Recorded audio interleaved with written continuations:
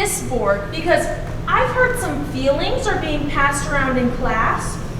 One day, you will all have a partner of your own, and it's important to understand those feelings. We'll read Ace another time. I hope that this board will teach you how to interact with the alien that brings a zazzle to your heart. Oh, okay. I just really want to learn about aliens that can be happy alone, you know? We already know what happens to them. They end up sad and lonely and alone forever. I guess you're right. All right, class. Sit down, get comfortable, and put your listening antenna on. There once lived a human named Joe. He lived a happy life with a mumsy human and a dadsy human. They lived on a hill and had a Zorpin as a pet. He sounds great! Doesn't he? Now, there is something he isn't telling you.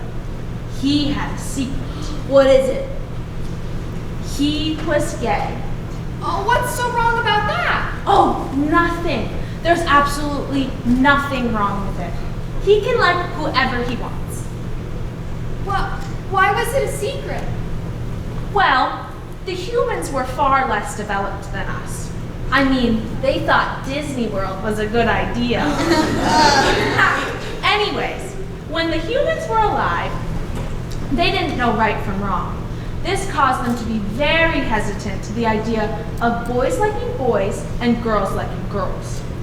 So it only got better because people started to come out and talk about it? Well, it was more complicated than that, but sort of. Anyways, there was something interesting about this secret, though. He didn't know he had it. How is that possible? Well, because the humans were so alien to the idea of people being gay, it made it really hard to learn about what being gay meant. I don't get it. Okay. Because no one taught Joe, he didn't know if he was normal. He had all these feelings for boys, but they just confused him. What if Joe didn't really want to be with anyone? Well, he would have figured it out. When you experience emotions you don't understand, they can be confusing at first. But there's someone for everyone. And if that zazzle dies down, you'll find it again. And that's not how the story ends. Oh, but it looks like it's time for our daily gorg. We'll finish this board another time. Hurry on. Mrs. Lorg, I was just wondering if we could read Alien Children's Encyclopedia another day. Yes, are you worried that you won't find your special someone, Bobble? No, it's not that. It's just that zazzle feeling isn't really that important to me. I much prefer the zazzle I feel when I'm talking with my friends or at Corpin Moss with my family. That's the kind of relationship I like. Oh, well, of course. We can read it next card. Now, I better get going to Gorg. Hurry on. Okay, thank you. I just don't want to be confused.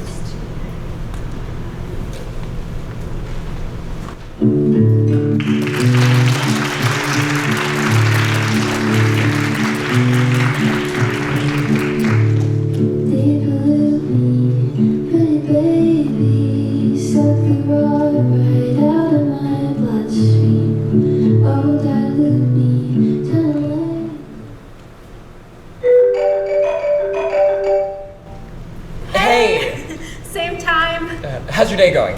Really good. I can't wait to see you. What time are you coming over again? Is 6 okay? That's perfect. How has your day been? It's been great. Just got out of basketball practice. You know, if you were a basketball, I'd never shoot because I'd miss you too much. Claire? I'm funny, and you know it. The funniest. All right, I'm gonna go get ready, and I bet you look beautiful as always. I love you, Brandon. I love you too.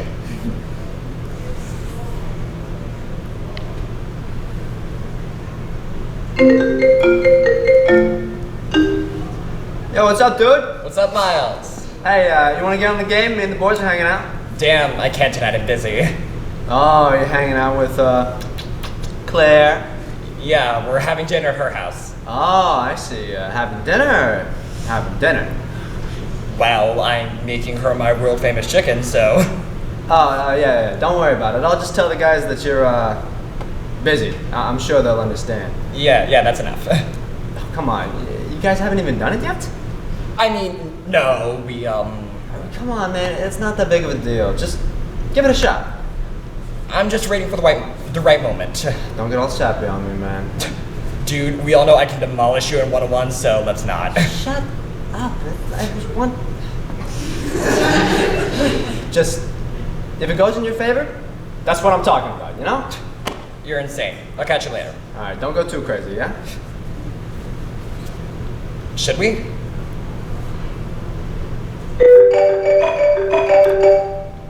Hey, V. Hey, what's up? Well, Brandon's coming over for dinner tonight, and I'm so excited. You guys are so cute. How are things going with him, by the way? Well, 5 months strong, but no, things are great. It must be so nice to be in love. And speaking of, I was wondering if you wanted any advice, maybe? Oh, Girl, well, Brandon and I know how to eat dinner just fine. Come on. Are your parents gonna be at this dinner? No, they're away for the weekend. Claire! Do you think you guys are gonna, you know? Maybe? Why? Do you think that's what he wants? No, I just think it might be the perfect time to step it up a notch. Only if you're comfortable, of course. Yeah, but it's not like we're planning on breaking up soon, and I don't think I want to yet. No, I get it. Josh and I waited until we were ready. Didn't you and Josh break up? Claire, you have absolutely nothing to worry about. You and Brandon are endgame. And I'm totally expecting to be your maid of honor, so... Yeah, of course. Listen, I've gotta go get ready, but I'll talk to you later, okay? Yeah, of course, have fun. Should we? Hey! Jinx. Listen, I wanted to ask you... Would you want to have sex? Oh, I'm glad we're on the same page. Only if you want to. I mean, doesn't it feel like we're supposed to? Yeah. Yeah, Should we, Listen, I just don't think I'm ready yet. And it's like everybody around us is doing it, and I love you, and we've been together for 5 months, but I'm sorry. Hey, stop. This is our relationship, not anyone else's. We're not supposed to have sex. We can just wait for the right moment. I love you. I love you too. So how'd it go? We made some chicken, and watch Grease. And then... and then nothing. Listen, dude, I know your fascination with my sex life is weird. Brandon and I just decided that we... Just not ready. That's cool. You wanna get on Fortnite? you communicate so well. You guys are the cutest.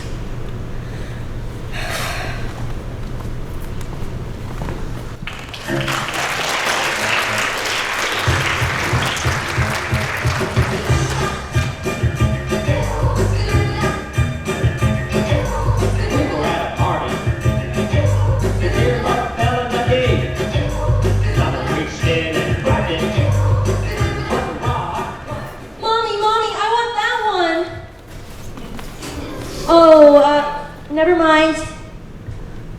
Flipper! Of course she didn't want me when she saw my tail. Oh, Puppy. Is this about tail color again? Well, what's that supposed to mean? It's just, every time someone does something to you, you always bring it back to tail color. But did you ever think maybe no one really cares what tail color you have? I mean, I don't notice it. I'm still yours no matter what tail color you are. So, you don't see the part of me that I constantly have to think about no matter where I am, because I never know how someone will judge me because of it? Hucky, things like that don't happen where we live. We live in Brooks Fish Store. The customers here aren't like that. And no, I don't see you for your tail color. Your tail color doesn't mean a single thing to me.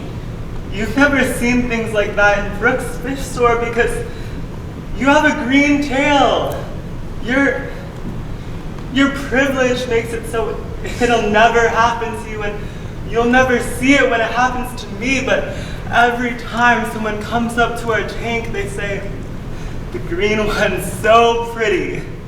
They never point out how much I am too, and they sometimes even say how ugly I am. But I don't think you're ugly.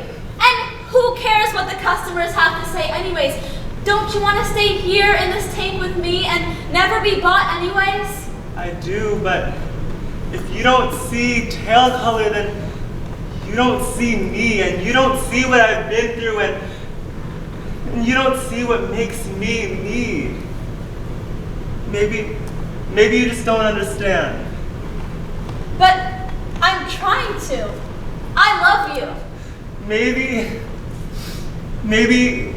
we shouldn't be together. Maybe we're just too different. If that's what you really want.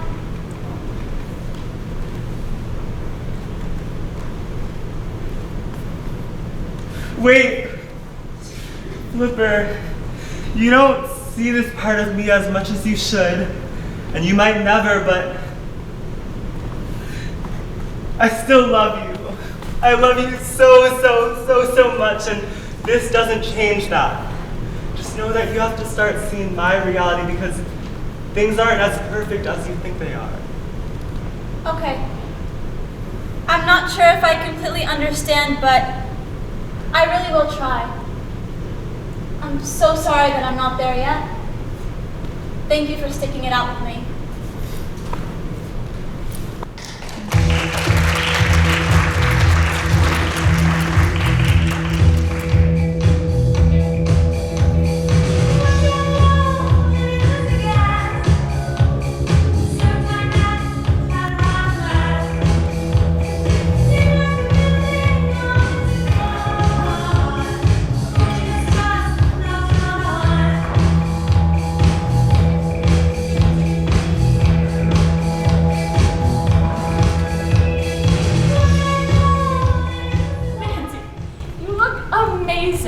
Your hair?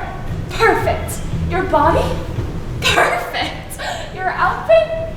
Perfect. Oh, can I just... Okay, oh, perfect! Celine, you know parties aren't my scene. Like, I'm just totally awkward and I already feel like crap being here. Oh my god. You'll have fun. We always do. Please, everyone loves you. You just need a little loosening up. Okay, but are you sure I look good? Nancy, you look amazing. Please. Okay, just don't run away and leave me stranded like you always do. I would never. Except for right now. Celine! Is she seriously still mad at me? Don't ask dumb questions, Byron. Of course she is. And she should be. It was just some stupid misunderstanding. It was a party. I just want to talk to her. Just give her some space, okay? Hey, want to join? Totally. We're just loosening up, you know? Byron, totally betrayed me. You should totally make him jealous. Go flirt with another guy. It'll totally be worth it. And it'll totally, make him hate himself. Celine, can I just talk to you, please? Oh my god, he's so obsessed with me. Drama. Byron, social cues, hello. Just listen to me. 2 minutes, please.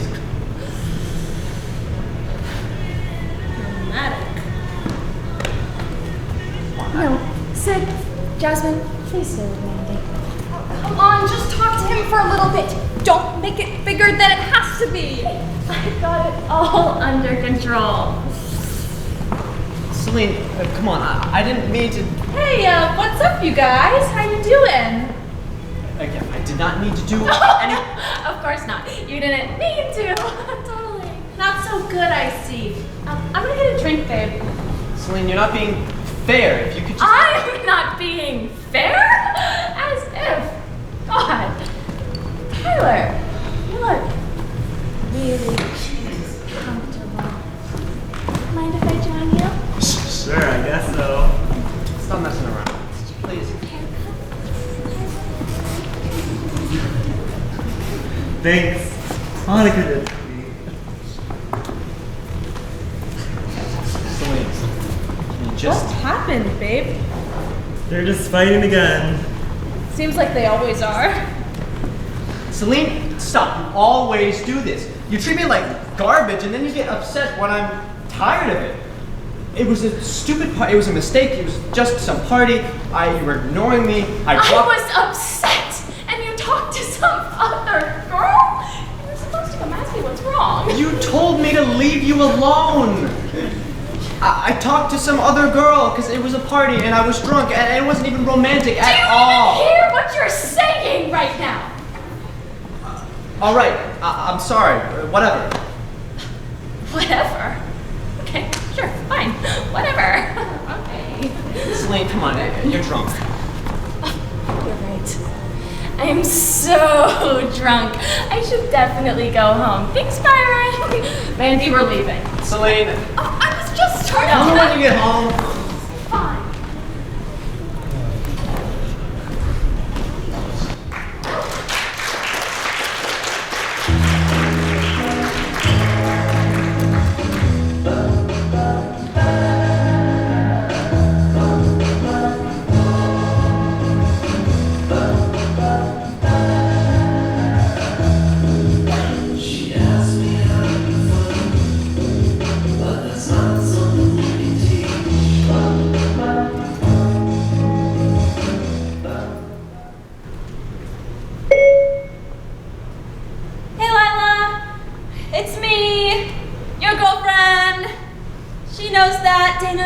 You know that.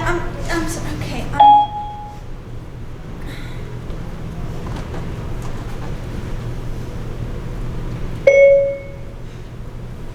Hey, Lila.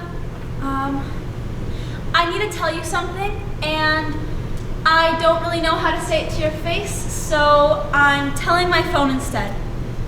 Then you'll hear it. I was thinking about the last conversation we had and wondering where I went wrong, because at the end of it, you seemed kind of upset and I just feel like I failed you in some way. So, I was sitting here thinking, how did I get here? And I guess the best answer I could come up with is that I am way in over my head. I'm talking, I'm 5'3" in 10-foot water and I don't know how to swim. I guess what I'm trying to say is I can't give you the help that you need. What you need is more than what I have. It's just that every time you tell me you're going through something, I feel the need to fix it somehow. And I know I can't fix everything, and I know you never asked me to, but for God's sake, I can't just watch you crumble like sand in my hands and not try to get duct tape or something. I'm sorry. You're not sand. That was a bad analogy. I'm sorry. I just feel helpless. Or maybe inadequate is a better word.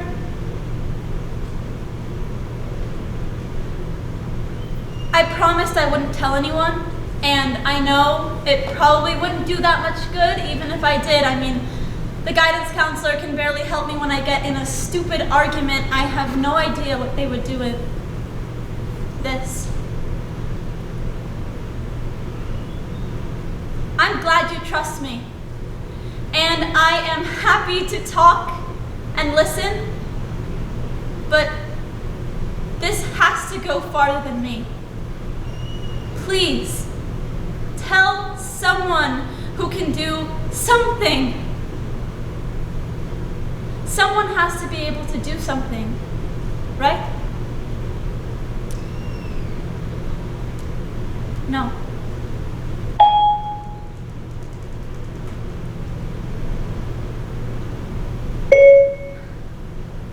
Dang! That is a long message. Anyways, I'll talk to you tomorrow. I love you. Bye.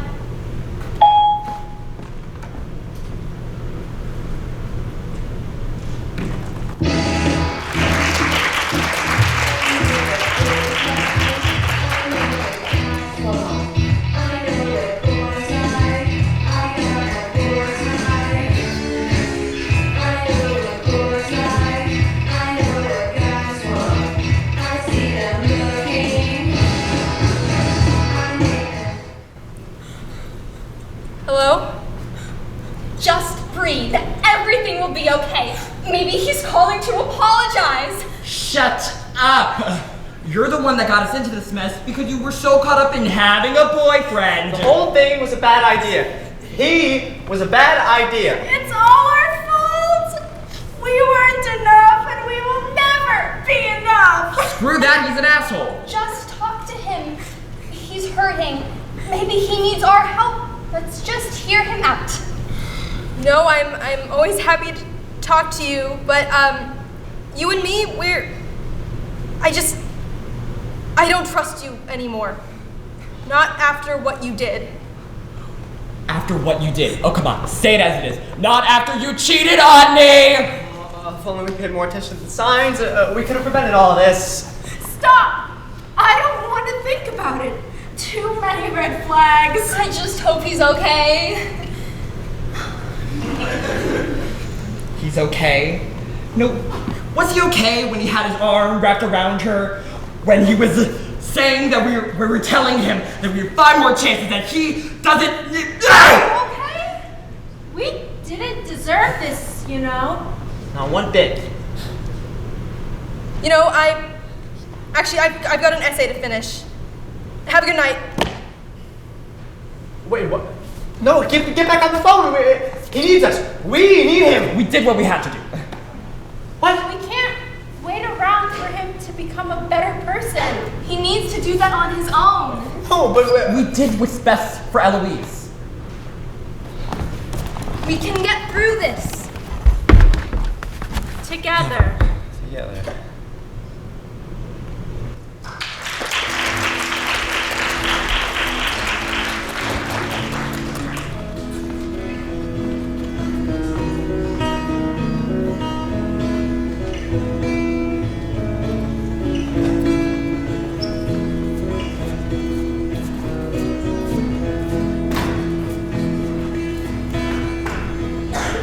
I was quiet as a mouse when I snuck into your house. I took her piece of your spouse, in it and out of louse. Laughs are lousy all the time. Suck your book, drink your wine. Say shut up and quit your crying. Give it time and you'll be fine.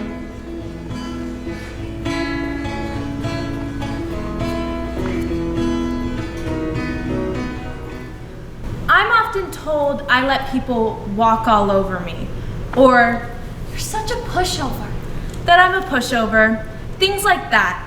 And I think at times in my life that's definitely been true.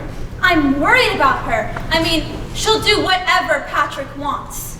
And I'd like to think maybe I'm more reflective or flexible, but regardless, I think I can manage myself. Some would say otherwise. Stand up for yourself. It's just your mom. And I know they mean no harm. They're just trying to make sure that I'm strong and to protect me. But really, I'm fine.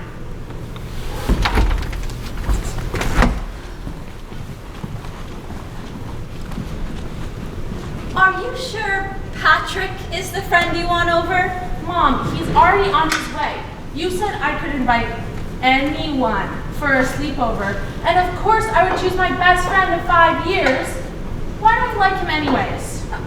I never said I didn't like him. It's just, I like his behavior. He treats you quite poorly. Ash, he literally cut your hair when you were sleeping. I don't really have any friends like that. Cindy, that was a joke. We were doing a prank war. Oh, yeah, a prank war, but every time you pranked him, he would yell at you until you apologized. Seems a lot more like an invasion than war. Whatever. Sup, loser? I hope you're hungry. My mom made dinner. Oh, yum. But we will get to watch a movie later, right? Yeah, sure, if you want. We did do that last time, though, so what about board games? Maybe, but I would really rather watch the new Netflix original, The Kissing Booth 5. Okay. We could do board games next time, then. Yeah, whatever, sure. Cinders! Sorry, but dibs in the living room tonight. Have to watch The Kissing Booth 5. Really? Kissing Booth 5? Are you kidding me? It's an incredibly cohesive story with well-thought-out characters that perfectly describes the struggles of love in relationships at this young age, and not to mention a revolutionary performance from Jacob Elordi. He is just Let's eat.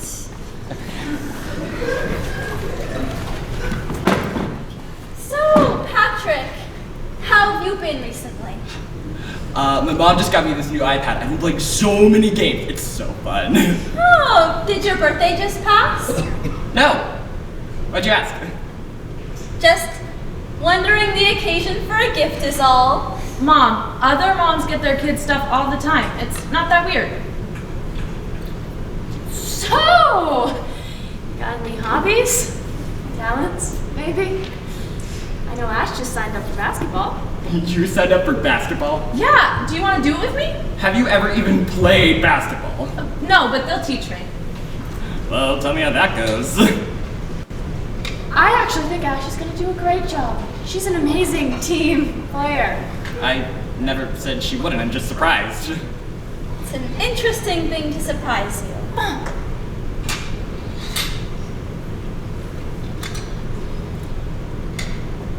Dishes! Mom, help, kitchen. Of course. Thank you. That was awkward. I think they just get a little protective of me and think your jokes are jabs at me sometimes. I think they're really funny. But just then you kind of made it seem like I can't do basketball, which I totally know is not what you meant. I'm sorry. This is just what we do. Banter, you know? Yeah, I just think they see it in a different way. I mean, you can get a little brutal.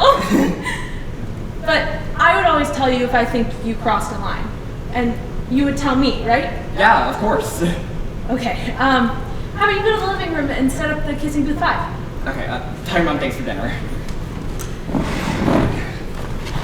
He will learn eventually. You really shouldn't be friends with him. He said thank you.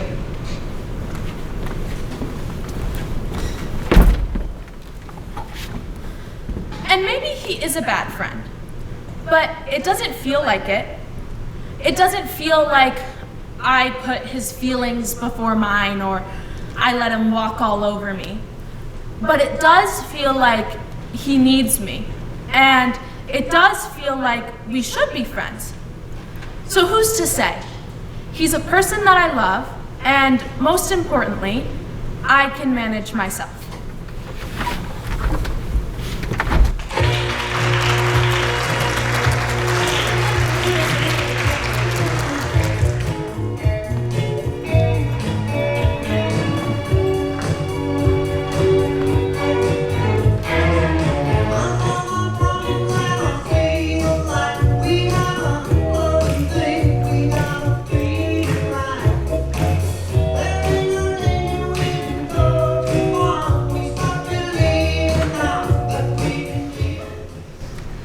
Look at me, there has to be something more than what she sees.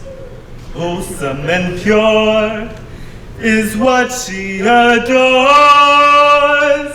So, Goodbye to Danny Z. Hey, girlfriend. Hey, Frenchie. You look great. Oh, thanks. Don't be worried. He's gonna love it. Oh, I hope so. I really don't want to lose him, Frenchie. Where'd you get that fantastic thing? Oh, nowhere. Can't believe it. You're a phony. You're really letting me down here, man. I thought we were T-birds for life. Danny Zuko turned jock. Come on, Nicky. You know you and the boys mean a lot to me. It's just Sandy does too, and I really want to keep dating her. I guess you're right. Sandy is definitely gonna love that Letterman. Speaking of Sandy... Sandy? Tell me about it, stud.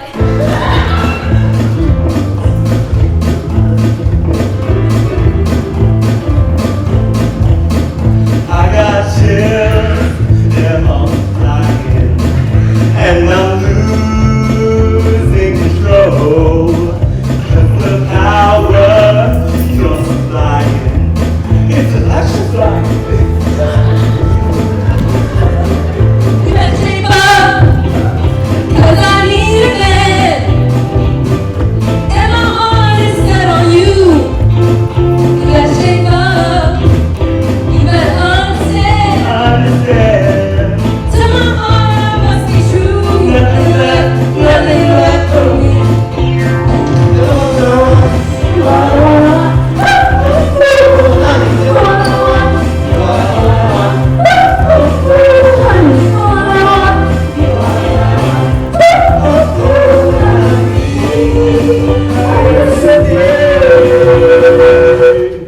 Wait, hold it! I can't explain it, but this feels wrong, Sandy. What do you mean? I thought this is what you wanted.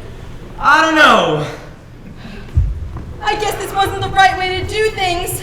I mean, I really like you, Danny, and I want to keep dating you, but this isn't me. And I want to be with you, but not if I'm not myself. You look lovely, Sandy, but you're right. This isn't you and this isn't me. I guess this really was the wrong way to do things. I mean, I took up smoking for you, for Christ's sake. My lungs are on fire. And I don't think Letterman cardigans are really my style. I like you, Sandy. Not some alter ego you made up for me. I like you too, Danny. Let's be us. Together. Yeah, let's be us.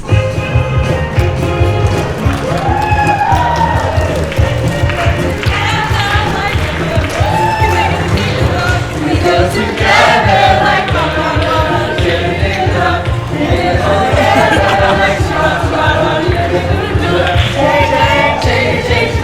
that's the way it should be. Oh, yeah!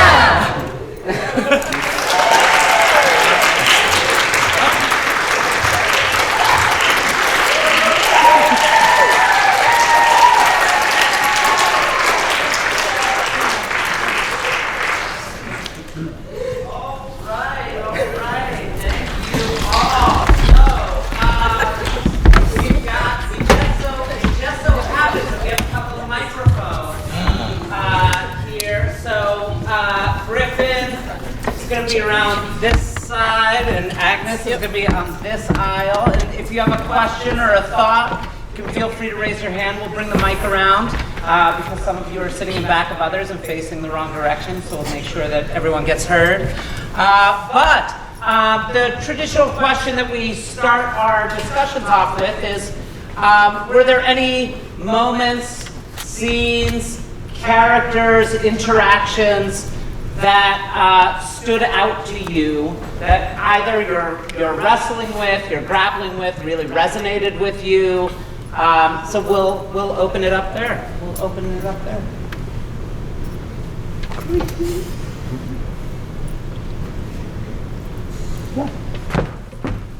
Oh, careful, Agnes and the heels.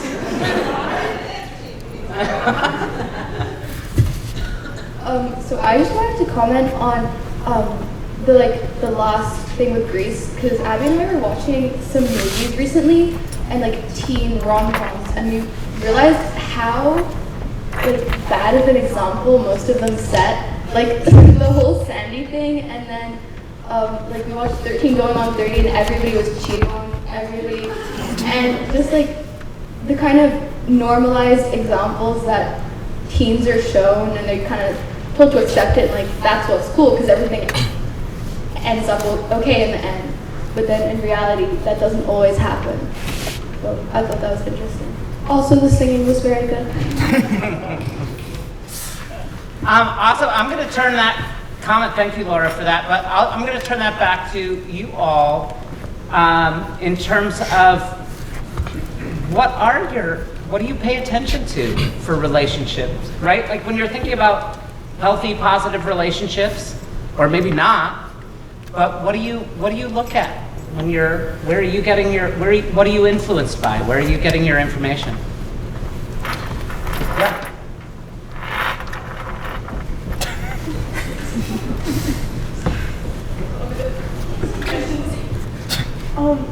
I've also noticed in a lot of books, there's also like some bad relationships. Like I just read this book called Shatter Me, and I know it's really popular, but like it's a very abusive relationship, and it's kind of like romanticizing it, like between the two main characters. It's not healthy. Thought I'd add that. Thank you.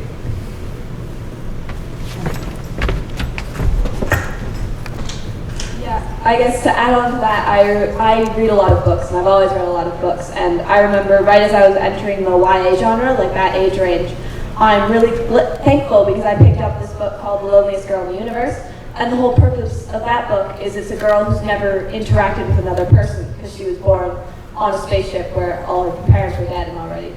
And she finally has an interaction with someone she believes is her own age, like over an intercom. And she just instantly falls for this dude who she's never met.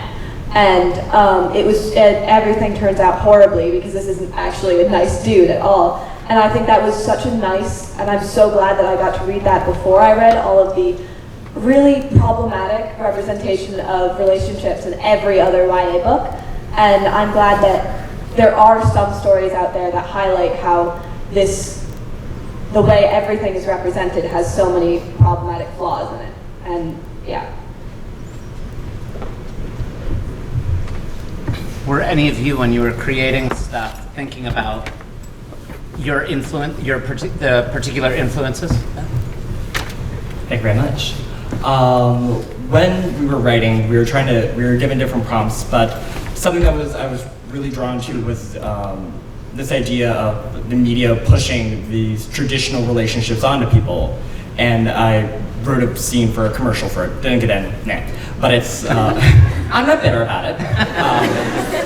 But I think that the media specifically, from everything from just like commercials to the movies I would watch, these like traditional relationships and healthy relationships are just what's shown, and we don't get to see a lot of the other side of it, which is, I think, influenced a lot of our work, especially trying to show the good, bad, and ugly in relationships. Yeah, if I could just add on to if I could just add on to that, specifically for the Grease scene, which we brought up first, I was really thinking about and specifically the I started smoking for you line, which is sort of a bizarre line to throw in there, but it was specifically referencing a moment from my 8th grade health class, watching, which was sort of about the effects. We had this unit that was about the effects of like media on young adults. And you know, it's 3 a.m. I'm writing this scene, and I just get thrown back to this moment. I was watching clips from Grease, and I got thrown back to this moment where this woman was interviewed, and she said she took up smoking at 13 because she wanted to be like Sandy from Grease. And that's what I based the scene on, because she thought the movie was really romantic, and I was like, oh, I remember thinking, wow, like, Grease is so romantic when I watched it when I was like, I don't know, 10, 11. And then looking back on it, it's like, oh, was it?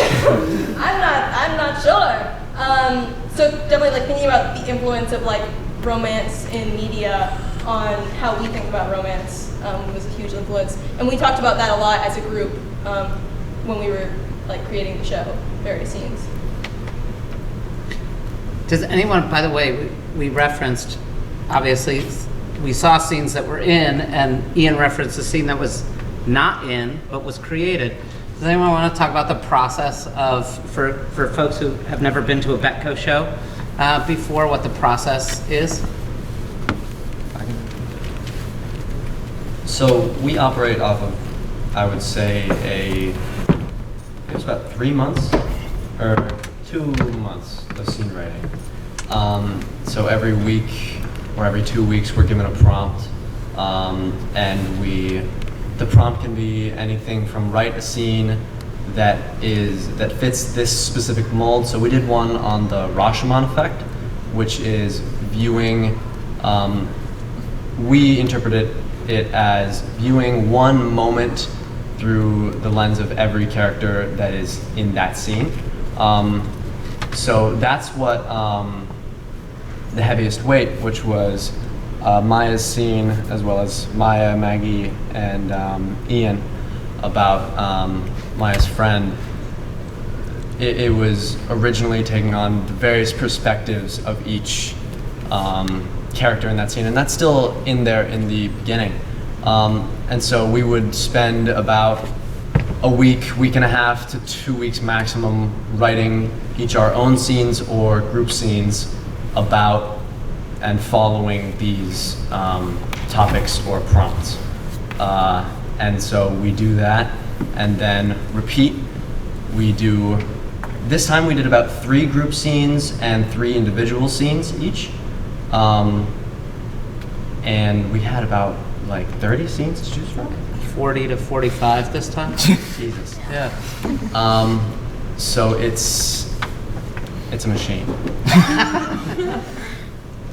And then the scenes are voted on. Yeah. By the class. So so's the audition. Yeah. In terms of running a full show, not just writing scenes, we do discuss and figure out what topic we want to do. So our last round was queer. This time we did teenage relationships. And we usually come to that by thinking outside of class. It's just kind of what's been on your mind recently, and then bringing it in, having usually almost every time class-long discussion, just going over what we really want to do and what is most interesting to all of us. And then we decide, and then write all of our scenes, decide which scenes we want to put out there, and then we start teching and blocking and getting it all, putting it in the oven, and then here we are. Awesome. I didn't mean to distract from the conversation before. It was just referenced scenes that were in and scenes that weren't. So I just wanted everyone to have an understanding of how that works. But back to the content. Good. What other moments, characters? Yeah, Sean. Well, I personally resonated. Anyways, hi. I personally resonated a lot with Maya's like solo scene, like where she's like on the bed and like it was like a voicemail or something like that. I think I can relate a lot to the feelings that were said there, and I don't know. I like the I've been there where you have like someone who seems like they're beyond helping you want to do something, and it seems like it's impossible. And I have been there, and I can definitely relate to it, and I love that scene a lot. So. Thank you. You have your hand. Oh, there you go. Again, if I can turn that back on you all. Oh, go. Hi, sorry. Yes, I also did really love that scene and other scenes. Like, I guess going into this, I expected them to all be mostly about like romantic relationships, and I can really relate to like I don't remember their name, but like the Zord. Aliens for the aliens? Yeah. Yes. Bobble. And Bobble was the name. Yes, thank you. And how I guess like other scenes can like connect, and I'm just wondering like in the writing process, do you like make the scenes and then try to connect it to one another, or do they just happen because of like the overarching topic, like just happen to connect? Yeah, so we obviously all have to have some aspect of teenage relationships because that was our topic in each scene. But each prompt, like we took creative liberty with that. Like one of the prompts I really liked was an ode to someone you were told not to love, and that came from the poet that spoke at Doors. Mark was inspired by that and gave us that prompt, which was really awesome. But something we found really important was showing that teenage relationships doesn't mean romantic relationships necessarily. So Bobble's Alien's First Time showed like an alien that didn't really want to be with anyone, was more of an aro-ace sexuality. And then we also had other scenes that were like about platonic love and things like that. So I think it's a merge of them being all under the same topic and then us being like aware of what we want the show to say, and that we didn't just want it to be about romantic love. And I think this group in particular is very aware of trying to put stuff together that mixes it up, right? That presents, a variety of point of views, exploring different elements of the topic that we ultimately choose to do. They're very aware of that. We had an interesting conversation the first time we put all these pieces together, and I'm not even sure if we ran it was the first time we ran the show, which was a couple of weeks ago, and like the conversation afterwards, again, thinking about kind of a broad representation of ideas. The big thing after that class was like, oh my God, every male character in this is toxic, right? And so it really was, right? And so that was something that when we were voting on scenes, like that didn't necessarily come into play, but then we read them and we do a run through of it, or a read through of all the scenes, and then it's like, oh my God, right? Like we absolutely need to change that up and adjust things. And so they edit up until pretty late in the game. So other thoughts. Yeah. That is impressive. I really resonated with the scene with Maya Pons and a few other, like Maggie and a few other people, where it was sort of like a friendship where other people sort of told you like, oh, this isn't something, like this person isn't really like treating you the right way.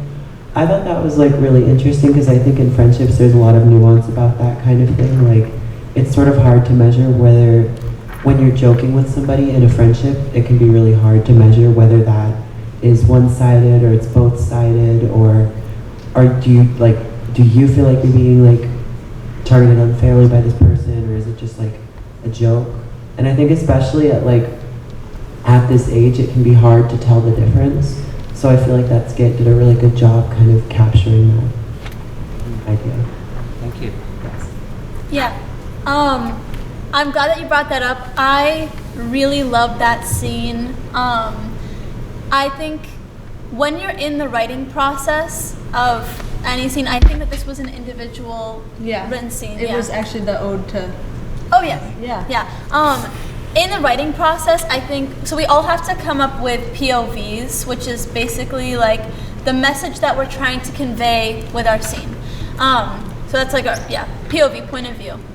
And I think that the POV for this scene, I don't remember what it was exactly, but it definitely was more about like a family who's interjecting on or like the mom and sister who's interjecting on their other family member on something that they're not completely understanding.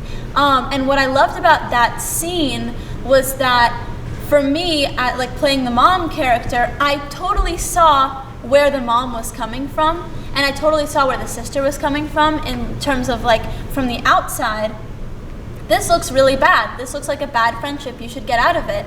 And I thought it was so interesting how it could be interpreted either way of like, who's right here? Is it the family who's kind of meddling but they might not understand the full situation? Or is it the daughter who, you know, just doesn't see that it's actually a toxic relationship? Like, which part is true? I don't know, but it was really interesting to play in that gray area.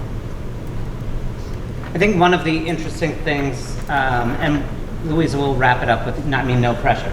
But one of the interesting things there too that this group is really thoughtful about is that balance too, as we're, not just in terms of issues and points of view, but even approaches, right? So in terms of like how complicated situations are versus how clear are they, right? So those last two scenes, the one with the family interjecting and then the Grease scene, are so different from each other, right? Like so different from each other in terms of like the Grease scene is so clear, right? Like it couldn't be more clearly presented what the issue is and what the point of view is. And the piece right before it kind of sets you up because there is so much gray area and it's so complicated. And so this group is really intentional about kind of pairing those and balancing those elements of their scene work too, in terms of how forthright or on the nose are we with some things versus how much are we pushing the audience to interpret and pull from it. So, yeah, Louisa. I haven't seen Grease, so I can't comment on that much. But what? It's classic and problematic. Okay. But I just wanted to add on to what Shmaya was saying about that scene, because I've been in both type of friendships where you're just joking around and you both know that you trust the other to tell you if you go too far, and ones where you do feel like, I feel like this has gone too far, but I don't have the courage to say that. And I've had parents comment on both of those, and I just think that the way that scene ended was really good, not good, but like fascinating, with the coming back to just Maya Ponce and her being like, just like acknowledging the nuance from their point of view, right? Like, I feel like they need, like, Ian needs me. I don't know the character's name, sorry. So I thought that showing a character who understands the nuance in the skit itself added even more nuance, like nuance upon nuance. And so I just think that was an absolutely fascinating scene. Louisa, if it makes you feel any better, I haven't seen Grease either. Me neither. Me too. What? Awesome. Well, thank you. Thank you. In a show about teenage relationships, they were asked to get vulnerable with their writing, and they stepped up to that challenge. And thank you for responding in kind with your comments tonight, getting a little vulnerable and sharing of yourself. So we really appreciate that, and we're glad that their work kind of is able to draw that out. So thank you so much for being here. Thank you for sharing, and have a great night. Oh! Go down the line and introduce yourselves. Whoa. I'm Maggie. I'm John. I'm Maya. I'm Valentia. I'm Maya. I'm Sigal. I'm Ian. I'm Griffin. I'm Agnes.